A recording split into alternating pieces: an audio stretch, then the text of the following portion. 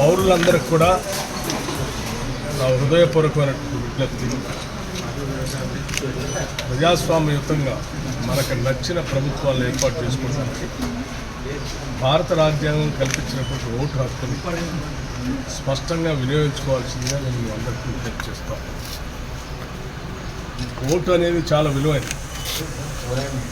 దేశ సంపద వనరులు దోపిడీ గురి కాకుండా ప్రజలకే చెందేటట్టు, దేశానికి ఉండేటట్టు మనకు కావాల్సిన ప్రభుత్వాన్ని మనం ఎన్నుకోవటానికి భారత రాజ్యాంగం కల్పించినటువంటి అద్భుతమైనటువంటి అవకాశం ఉంది.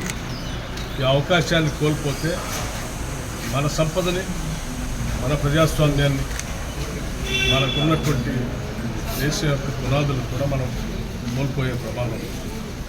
అందుకోసమే ప్రతి పౌరుడు కూడా తన ఓటు హక్కును వినియోగించుకొని ఈ దేశ ప్రజాస్వామ్యాన్ని, భారత రాజ్యాంగాన్ని, మన ఆస్తుల్ని, మన సంస్థల్ని, మన వ్యవస్థల్ని, మన వనరుల్ని కాపాడుకోవటం కోసం మనకు కావాల్సిన ప్రభుత్వాన్ని ఎన్నుకోవాల్సిందిగా మనందరికీ నేను హృదయపూర్వకంగా విజ్ఞప్తి చేస్తాను.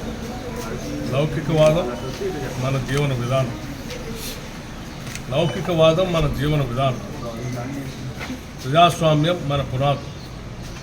భారతదేశం ప్రపంచ దేశాల్లో ఇవాళ గొప్పగా కీర్తించబడుతుందనంటే ప్రపంచ దేశాల్లో ఉన్నటువంటి అతిపెద్ద ప్రజాస్వామ్య దేశం కాబట్టే ఈరోజు గుర్తించబడతాం.